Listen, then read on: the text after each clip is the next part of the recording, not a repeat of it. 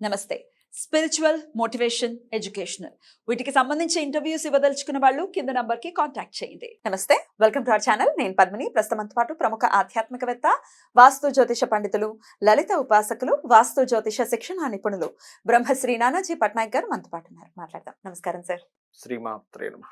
Sir, ఇక January start అయిపోయింది, కొత్త సంవత్సరం స్టార్ట్ అయింది. ఇంకా రకరకాల ఈక్వేషన్స్ మారుతూ ఉంటాయి. ప్రధానంగా శాలరీ హైక్స్ కానీ, ప్రమోషన్స్ కానీ, ఇంకా ఈ మంత్ లో సాఫ్ట్వేర్ వాళ్ళకైతే ఈ మంత్ లో చెప్పడం, కొంతమందికి ఈ మంత్ లో, కొంతమందికి ఏప్రిల్ లో కూడా ఉంటూ ఉంటుంది. అందరూ కూడా ఇంకా ఇయర్ మారింది కాబట్టి ఖచ్చితంగా హైక్స్ అనేవి ఎక్స్పెక్ట్ చేస్తూ ఉంటారు. ప్రతి ఒక్క దాంట్లో హైక్ అనేది ఉంటుంది. కానీ కొంతమంది మరి ఏంటో ప్రారంభం ఏమిటో తెలియదు కానీ హైక్ అనేది లేదండి, ఎప్పుడో ఏమి ఇవ్వరు, ఎప్పుడో ఒకసారి 5 ఏళ్ల క్రితం పెరిగింది అని అంటారు. బాధాకరం. 10-15 ఏళ్ళ నుంచి హైక్ లేని వాళ్ళని చూశాను. బాబా, ఎంత బాధాకరం సార్. మిగతావన్నీ పెరుగుతూ ఉన్నాయి, నిత్య అవసరాలు పెరుగుతున్నాయి. మనకి రెంట్ ఊరుకుంటాడా వాడు? సంవత్సరం తిరిగేసరికి 10% పెంచుతున్నాం అని అంటారు. ఫెసిలిటీస్ పెంచారా అంటే నో. సో వాళ్ళకి కూడా అన్ని ఖర్చులు పెరుగుతాయి కాబట్టి వాళ్ళు పెంచుతారు. ఇందులో తప్పుందని నేను అనట్లేదు. సరే, ఈ హైక్ శాలరీ పెరగటం విషయంలో సార్, ఎక్స్పెక్ట్ చేసింది దొరకకపోవడం, అసలు పెరగకపోవడం లాంటివి చూస్తున్నాం కాబట్టి దీనికి ఏదైనా రెమెడీ ఉందా సార్? ఫస్ట్ ఆఫ్ ఆల్ ఎందుకు పెరగదు అనేది చెప్తానండి మీకు. ఎవరి జన్మ జాతక చక్రంలో అయినా లాభస్థానము లేదా ద్వితీయ స్థానం అని అంటారు. ద్వితీయము అంటే ధనము, లాభస్థానం అంటే మీరు హైక్ అవ్వడం, లైఫ్లో ప్రోగ్రెస్ అవ్వడం. కెరియర్ పరంగా మంచి ప్రోగ్రెస్ ఎవరికి జరుగుతుంది అంటే 11th lord and 2nd lord యొక్క ఇది బాగుంది అనుకోండి. కెరియర్ పరంగా వాళ్ళకి ప్రమోషన్స్ మీద ప్రమోషన్స్ వస్తుంటే హైక్ అవుతారు. ఇవి ఎప్పుడైతే నెగేటింగ్ లార్డ్స్ అంటారు, అంటే ఈ యొక్క 2nd house and 11th house ఆపే భావాలు ఉంటాయి కొన్ని. అప్పుడు ఆ యొక్క మహాదశలు వస్తున్నా, లేకపోతే అక్కడ గోచారం కేతువు కానీ కొన్ని కాంబినేషన్స్ ఉన్నాయి, సాటర్న్ కానీ కాంబినేషన్స్ వచ్చినప్పుడు వాళ్ళకి అది పెరగదు. అప్పుడు ఎప్పుడో ఇచ్చారండి 3 years బ్యాక్, ఇప్పటిదాకా హైక్ లేదు అంటూ ఉంటారు. బికాస్ ఆఫ్ ఎందుకంటే సాటర్న్ వల్ల వస్తుంది ఒక్కోసారి. లేదా ఇదిగో వచ్చేస్తుంది అన్నారు, ఇంకో సంవత్సరం అయింది, సంవత్సరంన్నర అయింది, ఎప్పుడు చూసినా ఈ వారం చూద్దాం, ఈ నెక్స్ట్ మంత్ చూద్దాం అంటున్నారు. 1.5 year అయిపోతుందంట. అట్లా రాహుకేతుల ద్వారా వస్తూ ఉంటుంది. లేదా ఒక్కొక్కసారి మహాదశలు అపోజ్ చేస్తాను, నేను చూశాను. 15 సంవత్సరాలు 15 సంవత్సరాలు హైక్ లేదు. మరి ఎందుకు వెళ్ళిపోరు అంటే, వేరే దగ్గరికి వెళ్ళినా అంత పరిస్థితులు బాగాలేవు. ఏ మహాదశల్లో ఎక్కువ అబ్జర్వ్ చేశారు సార్ మీరు?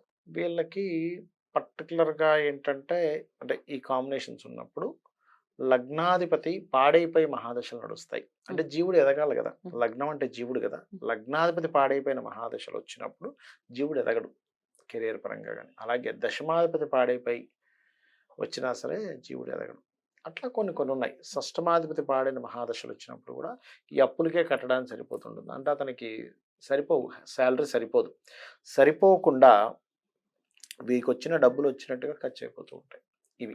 అయితే నేను ఇక్కడ లగ్నం నుంచి అయినా పర్లేదు, రాశి నుంచి అయినా పర్లేదు, ఒక్కొక్క లగ్నానికి ఒక్కొక్క చిన్న రెమెడీస్ ఉంటాయి, చెప్తాను. వాళ్ళు దాని ద్వారా వాళ్ళు హైక్ అవుతారు. ఇంకా చాలా పద్ధతులు ఉన్నాయి. వన్ ఆఫ్ ది పద్ధతి చెప్తాను నేను మీకు. ముందుగా మేషం తీసుకున్నాం అనుకోండి, మేషరాశి వాళ్ళు, మేషరాశి వారు, మేష లగ్నం వారు, మేషరాశి వారు. లగ్నం తెలుసు లగ్నం, రాశి తెలుసు రాశి. తీసుకొని మీరు నవగ్రహాలు ఉంటాయి కదా, నవగ్రహాల్లో శని బుధ ఈ 2 గ్రహాల దగ్గర శనివారం, బుధవారం లేదా మంగళవారం లేదా శుక్రవారం ఈ 4 రోజుల్లో ఎప్పుడైనా సరే దీపారాధన చేస్తూ ఓం శ్రీమాత్రే నమః, ఓం విష్ణవే నమః, ఓం శ్రీ వెంకటేశ్వరాయ నమః అనే నామం జపం చేయమనండి. చేస్తూ ఇది గనక చేసినట్లయితే, నవగ్రహాల్లో దీపం పెట్టి చేస్తున్నట్లయితే, రోజు చేయాలి, చేసినట్లయితే ఖచ్చితంగా మీకు శాలరీ హైక్ అనేటువంటి జరుగుతుంది. రోజు అంటే మీరు బుధవారం గానీ, మంగళవారం, శుక్రవారం చేయొచ్చు, లేదా రోజు చాంటింగ్ చేయొచ్చు. రోజు చాంటింగ్ చేసుకోవచ్చు. దీపారాధన మాత్రం ఈ 4 రోజుల్లో ఏదో ఒక రోజు చేయాలి. ఎన్ని దీపాలు సార్? 2 పెట్టమంటారా? 2 పెట్టండి సరిపోతుంది. నువ్వుల నూనెతో దీపం వేయచ్చు, చేయొచ్చు. అలాగే వృషభ లగ్నం లేదా వృషభ రాశి, నేను మాటి చెప్పండి, ఇంక వృషభం అంటే అది లగ్నం అయితే లగ్నం, రాశి అయితే రాశి, అంటే కొంచెం ఈజీగా తొందరగా అవుతుందని వీడియో. వీళ్ళు ఏం చేయాలంటే, వీళ్ళకి బాగా అంటే ఫైనాన్షియల్ ఇంకా బాగా గ్రోత్ రావాలంటే శుక్ర శని ఈ 2 గ్రహాల దగ్గర దీపారాధన చేసి ఓం సంపత్కరీ సమారూఢ సింధురవ్రజ సేవితాయ నమః, ఓం నమో వెంకటేశాయ ఈ నామం చేయాలి. మిథునం వారు అనుకోండి, పర్టికులర్గా సుబ్రహ్మణ్యేశ్వర స్వామి నామాన్ని. హ్మ్. అంటే ఓం సుబ్రహ్మణ్యేశ్వర స్వామియే నమః అనుకోవచ్చు. లేదా ఓం దత్తాత్రేయ నమః అనుకోవచ్చు. హ్మ్. ఈ రెండిట్లో ఏదైనా ఒకటి అనుకుంటూ ఓం స్కందాయ నమః అనే నామస్మరణ చేస్తూ నవగ్రహాల్లో కుజ గురు గ్రహాల దగ్గర దీపారాధన నేతితో వెలిగించాలి. అదే కర్కాటకం అనుకోండి. కర్కాటకం వారు ముఖ్యంగా దత్తాత్రేయుడు మరియు నరసింహస్వామి వీరిని ఓం నరసింహస్వామియే నమః, ఓం దత్తాత్రేయాయ నమః అంటే ఇదొకసారి అదొకసారి పలుకుతుండాలి. పలుకుతూ మీరు కుజ గురు గ్రహాల దగ్గర దీపారాధన చేయాలి కర్కాటకం వారు. ఇక సింహం వారు అనుకోండి. సింహం వారు ఏం చేయాలంటే ఓం లక్ష్మీ గణపతి అయి నమః, అదేవిధంగా ఓం నమో వెంకటేశాయ ఇవి చేసుకుంటూ శుక్ర శని గ్రహాల దగ్గర దీపారాధన చేయాలి. కన్యవారు అనుకోండి. కన్యా రాశి వారు ఓం కాళికాదేవి అయి నమః మరియు ఓం విష్ణవే నమః అని చెప్పి అనుకుంటూ శని మరియు బుధ గ్రహాల దగ్గర దీపారాధన చేయాలి. అదేవిధంగా తులవారు అనుకోండి. తులారాశి వారు చేయవలసింది ఏమిటంటే ఓం రాజరాజేశ్వరి అయి నమః, ఓం దత్తాత్రేయాయ నమః ఇవి చేసుకుంటూ తులారాశి వారు వీరు నవగ్రహాల్లో చంద్ర గురు గ్రహాల దగ్గర దీపారాధన చేయాలి. చంద్ర అంటే సోమవారం, గురు అంటే సోమవారం, గురువారం. గురువారం చేసుకోవచ్చు. అదేవిధంగా వృశ్చికం వారు అనుకోండి. పర్టికులర్గా చేయవలసింది ఏమిటంటే వీరు నవగ్రహాల్లో ప్రత్యేకంగా రవి కుజ గ్రహాల దగ్గర దీపారాధన చేసి ఓం సూర్యాయ నమః అండ్ ఓం మంగళాయ నమః అనుకుంటూ దేవతా ఆరాధనలో ప్రత్యేకంగా వృశ్చికం వారు చేయవలసింది ఏమిటంటే నరసింహస్వామిని సూర్య భగవానుడికి సంబంధించింది నామం ఓం లక్ష్మీ నరసింహస్వామియే నమః అని అనుకుంటూ అండ్ ఓం అరుణాయ నమః అనుకోవచ్చు, లేకపోతే ఓం మిత్రాయ నమః అనుకోవచ్చు. సూర్యుడిలో ఏ నామం అయినా తీసుకోవచ్చు.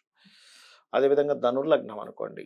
ధనుర్లగ్నం వారు ఏంటంటే పర్టికులర్గా బుధ శుక్ర గ్రహాల దగ్గర దీపారాధన చేసి నువ్వుల నూనెతో ఇక్కడ నూనె ఉంటే నూనెతో చేయండి, లేకపోతే నేతితో కూడా చేయొచ్చు, తప్పేం లేదు. చేస్తూ మీరు ఇక్కడ విష్ణవే నమః, ఓం లక్ష్మీదేవి అయి నమః అని చెప్పి చేసుకుంటే సరిపోతుంది. శుక్ర అండ్ బుధ గ్రహాల దగ్గర దీపారాధన చేయాలి. మకరం వారికి ధనాభివృద్ధి కోసం చేయవలసింది ఏమిటంటే ఇక్కడ వీరు బుధ మరియు శుక్ర గ్రహాల దగ్గర దీపారాధన చేసి పర్టికులర్గా ఓం విష్ణవే నమః, ఓం లక్ష్మీదేవి నమః వీళ్ళు కూడా ఇచ్చేసుకోవచ్చు. అండ్ కుంభం వారు కనుక చూసుకున్నట్లయితే కుంభలగ్నం వారు, కుంభరాశి వారు ఇక్కడ వీరు ఓం రాజరాజేశ్వరి నమః, ఓం స్కందాయ నమః అని చెప్పి అనుకుంటూ చంద్ర కుజ గ్రహాల దగ్గర దీపారాధన చేయాలి. అదేవిధంగా మీనరాశి వారు ఓం రవయే నమః, ఓం దత్తాత్రేయాయ నమః అనుకుంటూ మీరు మన నవగ్రహాల్లో ముఖ్యంగా రవిగ్రహము గురుగ్రహం దగ్గర దీపారాధన చేసినట్లయితే ఇది ఫైనాన్షియల్ గ్రోత్ పనికి వస్తుంది. ఇప్పుడు మనకి ఏ రాశి తెలీదు, నక్షత్రం తెలీదు, లగ్నం తెలీదు, ఏమీ తెలియదు అనుకోండి. వీరు ఏ వారం అయితే ఆ వారానికి సంబంధించినటువంటి గ్రహం దగ్గర దీపం పెట్టండి. 7 రోజులు పెట్టాల్సి ఉంటుంది. 7 రోజులు. ఆదివారం అయితే సూర్యుడు, చంద్రుడు సోమవారం, మంగళుడు కుజుడైతే మంగళవారం, బుధుడైతే బుధవారం, గురువు అయితే గురువారం, శుక్రుడైతే శుక్రవారం, శని అయితే శనివారం. ఈ రాహుకేతువులకి ఏంటంటే రాహు శనివారానికి, కేతు మంగళవారం రోజు పెట్టాలి. ఇవి చేస్తూ మీకు దగ్గరలో గోవులు ఉన్నట్లయితే, అంటే కొంతమందికి తెలియదు, డేట్ ఆఫ్ బర్త్ తెలియదు కానీ ఆర్థిక సంబంధించిన ఇబ్బంది పడుతున్నారు, గోశాలకు వెళ్ళి శుక్రవారాలు ప్రత్యేకంగా కాల్చిన చపాతి, అది కూడా నూనె వేయకుండా కాల్చిన చపాతి ఒక 3 తీసుకొని చక్కగా గోధుమ రవ్వతో చేసిన చపాతి దానికి తేనె పూసిన ముక్కలుగా చేసి తినిపిస్తూ ఓం సంపత్కరీ సమారూఢ సింధుర సేవితాయ నమః కానీ, లేకపోతే ఇంకా ఎక్కువ తీవ్రంగా అప్పులతోని గొడవలుగా ఉందనుకోండి, నవవిద్రుమ బింబశ్రీ న్యక్కారి రతనచ్చద ఈ నామం కనుక చేసుకున్నట్లయితే ఖచ్చితంగా వాళ్ళకి ఫైనాన్షియల్ క్రైసిస్ అనేది క్లియర్ అవుతాయి, బాగుంటుంది, వారికి హైక్ కూడా జరుగుతుంది. ఇంకొకసారి ఆ నామం చెప్పండి. నవవిద్రుమ బింబశ్రీ న్యక్కారి రతనచ్చద, దీనికి ముందు ఓము లాస్ట్లో నమః కలుపుకుంటే సరిపోతుంది. లేదా ఓం సంపత్కరీ సమారూఢ సింధుర వ్రజ సేవితాయై నమః. ఇలా ఎన్ని రోజులు చేయమంటారు సార్ హైక్? వాళ్ళ దారిద్ర్యం తొలగిపోయే వరకు, వాళ్ళకి హైక్ జరిగే వరకు. ఎందుకంటే మన కర్మ ఎంత ఉందని తెలియదమ్మా మనకి. ఇప్పుడు బ్యాంక్ అకౌంట్ అనుకోండి, వెంటనే తీసి చూపిస్తాడు, బాబు నువ్వు ఇంత అప్పు ఉంది, ఇంత కట్టాలి, ఇంత కట్టు, ఇన్ని నెలలు కట్టాలి. ఎవరి లెక్క కట్టాలి కర్మని? చేసుకుంటూ వెళ్ళడమే మనకు అర్థమైపోతూ ఉంటుంది, క్లియర్ అవుతూ ఉంటుంది. అందరికి ఉపయోగపడేటటువంటి అంశం సార్. ఈ సాలరీ హైకుల కోసమే ఇబ్బంది పడేటటువంటి పరిస్థితి ఉంది.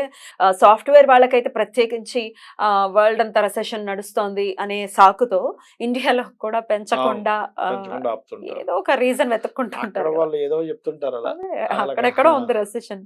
పని అయితే జరుగుతూనే ఉంది. జరుగుతూ ఉంటుంది. ఉద్యోగాలు పోతూనే ఉన్నాయి. పోతూనే ఉంటాయి. ఉన్న వాళ్ళకి మాత్రం ఏమో అని చెప్తున్నారు. ఒక ఇంత చెప్తుంటారు. బాధాకరం కదా. అవునవును. ఎనీవేస్ అందరికీ కూడా పెరగాలి, అలాగే సొమ్ము కూడా రావాలని మనస్ఫూర్తిగా కోరుకుంటూ థ్యాంక్ యూ సార్. నమస్తే. శ్రీమాత్రే నమః.